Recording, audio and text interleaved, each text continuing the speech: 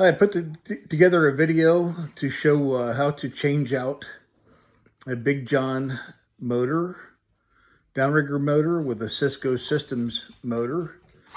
It is an exact fit. The changeover went well.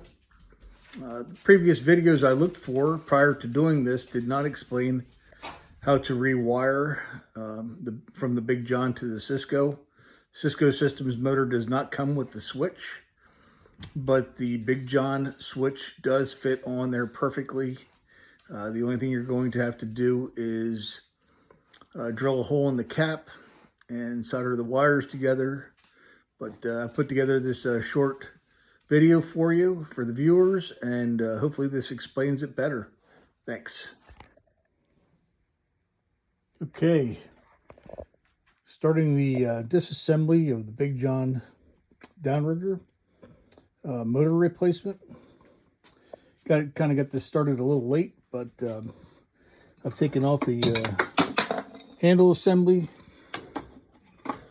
which required taking off the nut, turning nut, big washer, and also there was a drive pin going through this hole right here that just needs to be taken out and carefully put into somewhere where it's not going to get lost.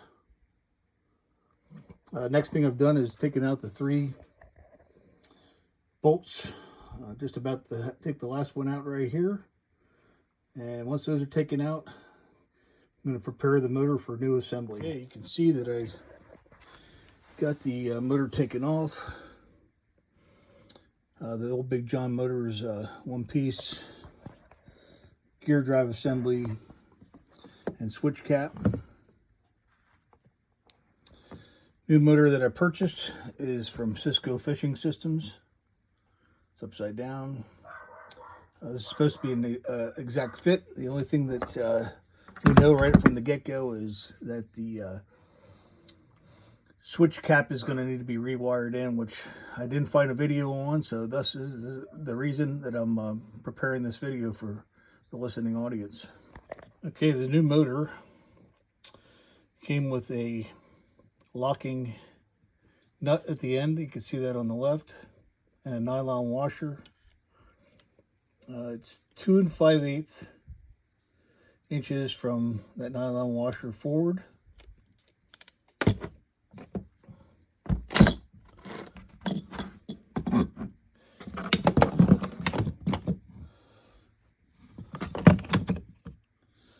The old Big John motor has a big washer here. As you see, it's like some sort of carbon washer, and that's exactly 2.5 inches to the end.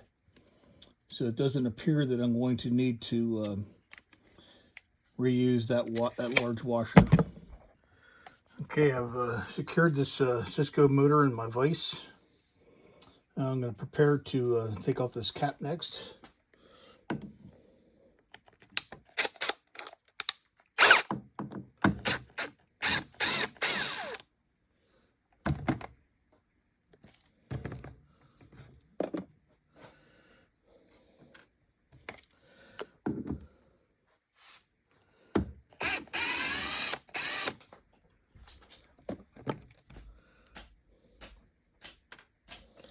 Looks like this one here might be a little bit tougher to get at. It's not. Okay.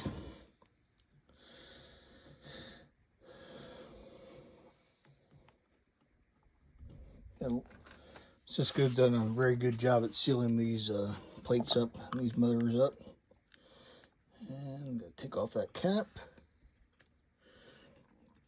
Attempt to take off the cap. See the sealant's in the road there a little bit. Just going to take a razor blade knife. Good, not 2 of them. And scrape this away a little bit. There we go. Plate off. You can see the gear reduction right there. Next steps I'm going to be doing is looking for taking the old cap off the old Big John and attempting to rewire that.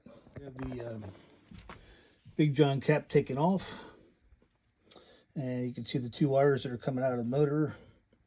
I'm gonna just cut those off right now. And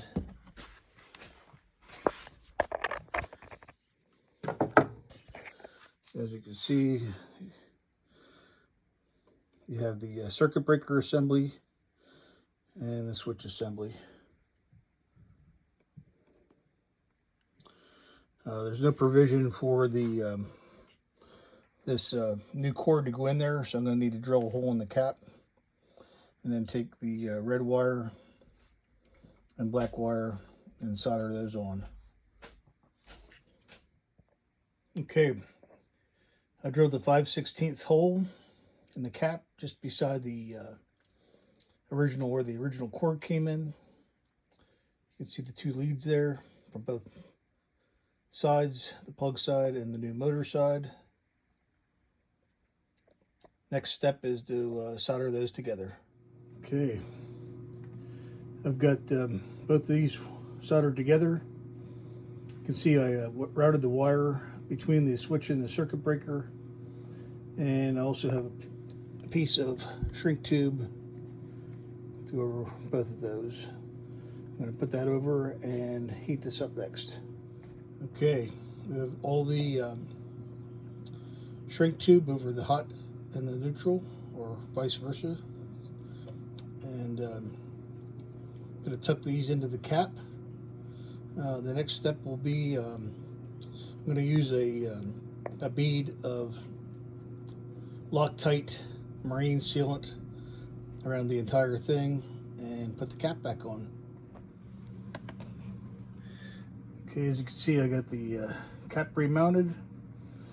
I did retest the motor in both directions with the switch. Works great. Put some silicone around the openings. I'm just going to get ready to put this motor back in. Alright, motor is back in position. Tighten down these 3 bolts next.